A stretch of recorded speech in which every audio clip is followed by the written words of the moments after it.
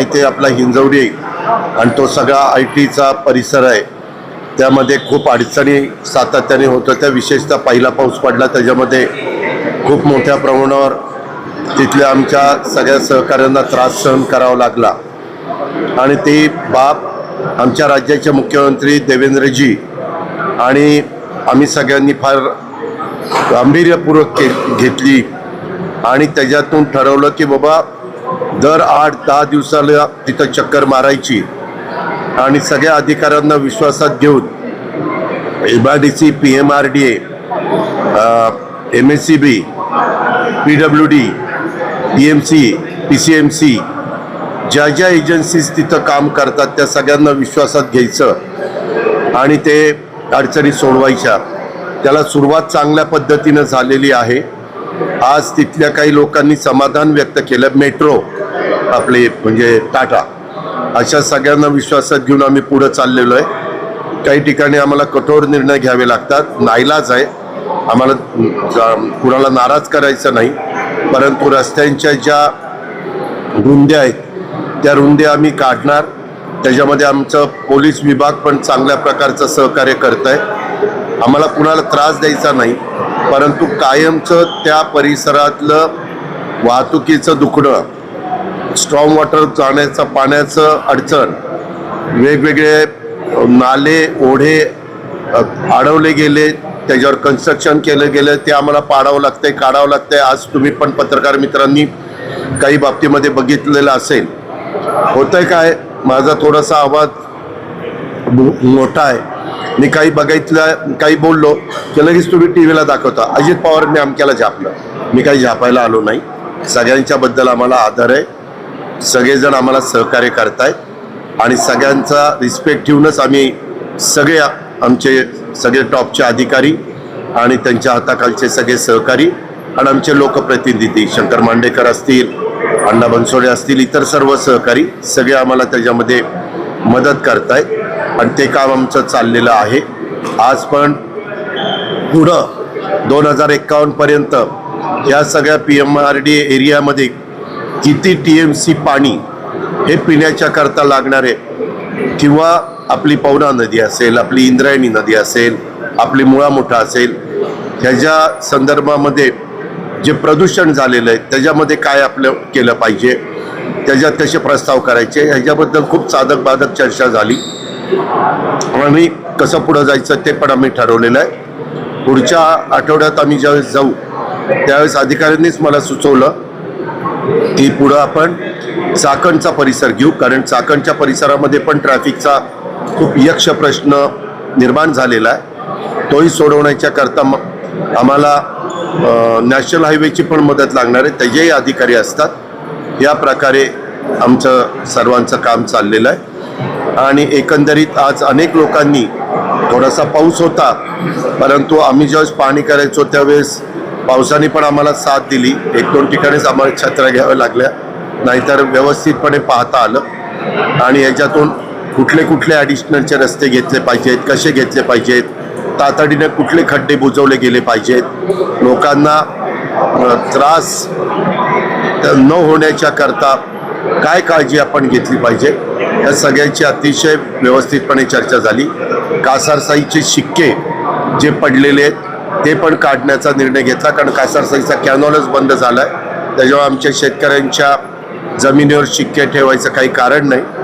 मी सोमवारी मुंबईला गेल्यानंतर याबद्दल संबंधितांशी चर्चा करीन आणि ते पण दुखणं त्यांचं दूर करीन.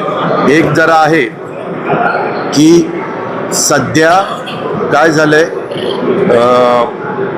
आपल्या ह्या सगळ्याच्या बाबतीत आम्हाला रस्ते जे आमचे DP झालेलं आहे त्या प्लॅनप्रमाणे आम्हाला करायचे, तर गावठाणामध्ये लोकांचं जरा वेगळं मत आहे.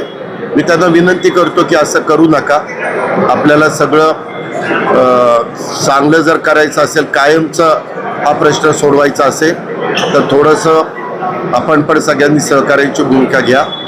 आम्हाला ज्याचं अधिकृत आहे त्याला वाऱ्यावर सोडायचं नाही. त्याला आम्ही TDR किंवा पैसे जे काही त्याला वाटेल ते आम्ही द्यायची आमची मानसिकता केलेली आहे आणि हे आता बरीच कामं म्हणजे अतिक्रमणं काढलीत, ते आपल्यालाही पाहायला मिळाली असतील आणि काही बाबतीमध्ये अजून काढायचं काम चाललेलं आहे. पण हे सातत्य टिकवायचं आहे आणि कायमचा हिंजवडी आणि त्या सगळ्या परिसरातला माण असेल, मारुंजी असेल, सूस असेल, त्या सगळ्याच भागातला प्रश्न हा कायमचा ह्या सगळ्यांना घेऊन सोडवायचा. त्यात फॉरेस्टचा पण काही प्रश्न आहे. आता एका टीमला ती कसरी कामं बघायला सांगितलेली आहेत. आज कारगिलचा विजय दिवस पण आहे. कारगिलची लढाई सगळ्यांना ज्ञात आहे आणि त्या वॉरमध्ये जे जवान शहीद झाले त्यांना सर्वांना मी भावपूर्ण श्रद्धांजली अर्पण करतो, त्यांना अभिवादन करतो आणि कारगिल विजयाच्या माझ्या सर्व सहकाऱ्यांना, सर्व जनतेला शुभेच्छा देतो. त्यांची 1 इंच जमीन चर्चा करतात. मला तुमच्या ह्याच गोष्टीचा राग येतो. त्याच्या आधी कोणी लक्ष देत नव्हतं, मी लक्ष देतोय. त्याच्या संदर्भात जे ते येऊन सांगतायत, हजारो एकर जमीन कुणाचीच गेलेली नाहीये, उगीच थापा मारायच्या नाही. ज्यांची जमीन गेलेली आहे ते शिष्टमंडळ तिथंही भेटलं. त्याच्यातल्या 2-3 फक्त इथं बोलवलं होतं, त्यांना बोलवलेलं आहे. ते लोकप्रतिनिधींना भेटू शकतात, ते आमच्या कलेक्टरला, CO ला, विभागीय आयुक्ताला, मला कुणालाही भेटू शकतात. ते त्यांची अडचण सांगू शकतात. विकास करत असताना थोडासा कठोरपणा नाईलाजास्त घ्यावा लागतो, त्याशिवाय होत नाही. त्याच्यामुळं आता चांगली एक सुरुवात झालेली आहे. त्याच्यामध्ये कारण नसताना मीठ टाकण्याचं काम आपण करू नका. इथं सगळे त्या भागातले येणारे अधिकारी, कर्मचारी, जे कोणी लोक आहेत ते सगळे समाधान व्यक्त करतायत, परंतु ते म्हणतायत हे शेवटपर्यंत पूर्ण होईपर्यंत त्याचं सातत्य टिकवा आणि तशा प्रकारचा प्रयत्न आमचा चाललेला आहे. आम्ही अनेक वर्ष राजकारण करतोय, आम्हाला कोणाला वाऱ्यावर सोडून चालणार नाही. या परिसरामध्ये आम्हालाही जनतेने अनेकदा सहकार्य केलंय, पाठबळ दिलंय, पाठिंबा दिलाय आणि त्याच्यामुळं मी काही कोणाचा अनादर करत नाही. सगळ्यांचा मान सन्मान ठेवूनच जे काही करता येईल ते करतोय. थोडंसं काही ठिकाणी त्यांची एक भूमिका असते, मी उद्याच्या 50 वर्षाचा विचार करून तिथं बोलतो, तिथं मात्र अडचणी येतात. ते म्हणतात की नाही इथं एवढंच अरुंद ठेवा, तर पुन्हा मग तिथं बॉटलनेक होतोय. जर एखादा रस्ता हा 36 मीटरचा, 24 मीटरचा असेल आणि काही ठिकाणी 18 मीटर केला, तर 36 मीटरमधून 18 मीटरमध्ये जात असताना, 36 मीटरवरून 24 मीटरमध्ये जात असताना तिथं अडचणी येतात. त्यामुळं आम्ही त्यांना सगळ्यांना समजावून सांगतो, आम्हाला कुणालाही काहीही त्रास न होऊन देता मार्ग काढायचा आहे. तुम्ही बघितलं आज अनेक ठिकाणी आमच्या PMRDने किंवा MIDCनं हे केलं, म्हणजे किती रुंदी आहे त्या खुणा केल्या, तर लोकांनी आपणहून स्वतः ते बाजूला केलेले हे आपण बघताय. रस्ते मोठे करण्यासाठी तुम्ही नेहमी प्रयत्नशील असता, तुम्ही खरं तर नागरिकांना अंगावरती घेता, मात्र तेच रस्ते नंतरच्या काळामध्ये बारीक केले जातात. पिंपरी चिंचवड महानगरपालिकेमध्येही असेच रस्ते स्मार्ट सिटीच्या अंतर्गत लहान केले जातात. हे का पिंपरी चिंचवड 92 पासून 2017 पर्यंत माझ्या विचाराच्या लोकांच्या माझ्या नेतृत्वाखाली काम करत होते. त्यावेळेस मी अतिशय कठोर भूमिका घेऊन फ्लायओव्हर, डबल फ्लायओव्हर, रुंद रस्ते वगैरे केले. तसंच आत्ता मी इकडं करतोय. त्या संदर्भामध्ये कुठंही आम्ही त्यांना समजून सांगण्याचं काम करतोय. काही जण ऐकतायत, काही जण थोडंसं नर्वस होत आहे. ती गोष्ट खरी आहे. आता पिंपरी चिंचवडमध्ये देखील शेखर सिंग यांना मी सांगितलेलं आहे, मध्ये PMRDची मीटिंग PMRDचे प्रमुख म्हणून मुख्यमंत्र्यांनी घेतलेली होती. त्यावेळेस सगळे अधिकारी होते, मी पण होतो त्या मीटिंगला.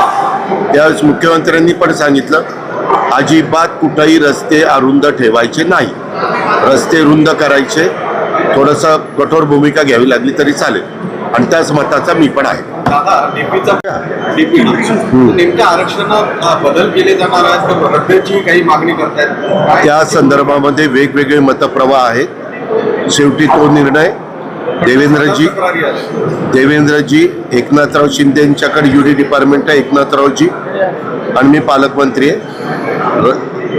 शहराच्या उद्याच्या 25-50 वर्षाचा विकासाचा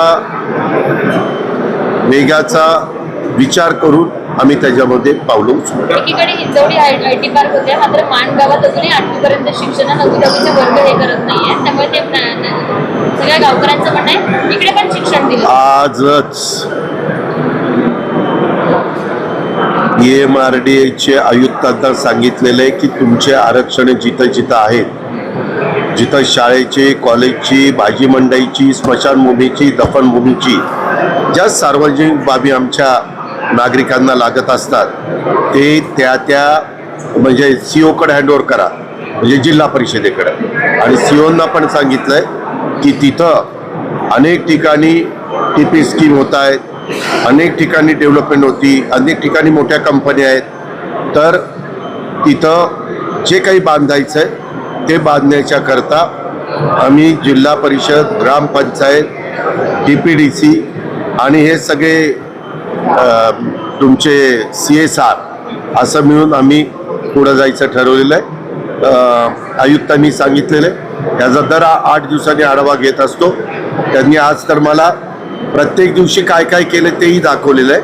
त्याच्यामुळं आम्ही आमची गती ठेवणार आहे, आम्ही आमचं सातत्य टिकवणार आहे आणि आम्ही आमचा प्रयत्न चालू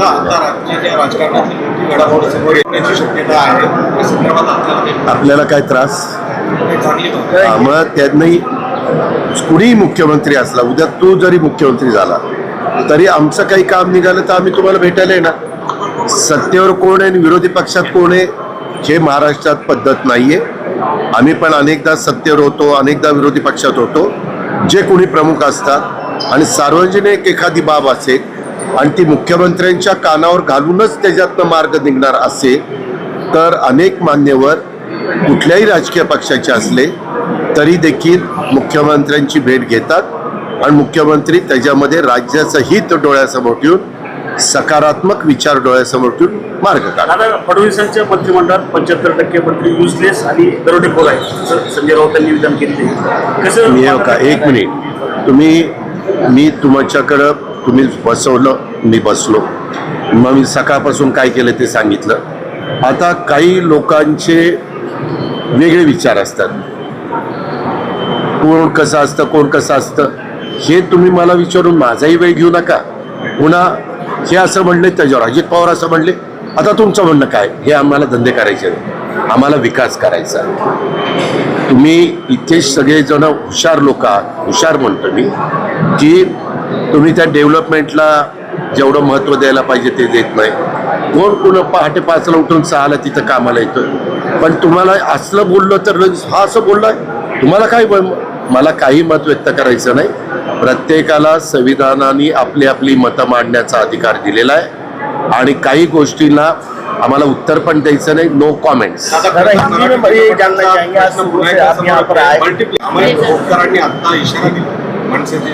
हे मी तुम्हाला सांगू का, जर चित्रपट उत्तम असेल तर सगळे चित्रपट लावतात. मला आमचा मागचा काळ आठवतो. दादा कोंडकेंचे 7 का 8 चित्रपट सिल्वर ज्युबिली झाले. सांगावं म्हणजे सुरुवातीला हिंदू हृदय सम्राट बाळासाहेब ठाकरेंना सांगावं लागलं, पण एकदा चित्रपटाला त्यांना स्क्रीन मिळाला. लोकांना तुम्ही बळजबरी करू शकत नाही. उत्तम चित्रपट आला तर लोक त्या चित्रपटाला प्रतिसाद देतात. करोडो रुपये खर्च केले आणि चित्रपट लोकांच्या मनात उतरला नाही तर तुम्ही बळजबरी कुणावर करू शकत नाही. आदिवासी विभागाची बैठक काल जुन्नर भागामध्ये सुरू होती. मंत्र्यांना मूर्ख म्हटलंय, मंत्र्यांचं ऐकण्यापेक्षा आमचंच ऐका असंही शरद सोनवणे. ठीक आहे, हे जे असले हे फार महाराष्ट्राच्या दृष्टीने महत्वाचं आहे. हे महत्वाचं आहे का तुम्हाला? मी तेच म्हणतोय, सकाळपासून मी सगळं बाकीचं डेव्हलपमेंटचं सांगतोय ते दिलं सोडून. आणि त्या अमक्याने असं म्हणलं. काही काही लोक विकृत असतात. आता त्यांना प्रत्येकाला उत्तर दिलं तर मला दिवस पुरायचे नाहीत. मी नेहमी सांगतोय, आपला महाराष्ट्र, सुसंस्कृत महाराष्ट्र हा स्वर्गीय यशवंतराव चव्हाणांच्या विचारांनी चाललेला आहे. त्यांनी आपल्याला शिकवण दिलेली आहे. त्यामध्ये जनता बारकाईनं बघत असते, कोण कसं बोलतंय, कोण कसं बोलतंय. आम्हाला जे योग्य बोलत नाही त्याची दखल घेण्याचं कारण नाही. आम्ही ते या कानाने ऐकून त्या कानाने सोडून देऊ. त्याच्यामुळं चांगल्या गोष्टीला उत्तर देण्याच्या करता मी बांधीलंय. चुकीचे प्रकार होत असतील तर ते थांबवण्याच्या करता आम्ही लोक बांधील. कायदा हातामध्ये घेण्याचा प्रयत्न कुणी करत असेल तर त्याबद्दल पुढची कारवाई करण्याच्या करता आम्ही बांधील. या गोष्टी आमच्या आहेत.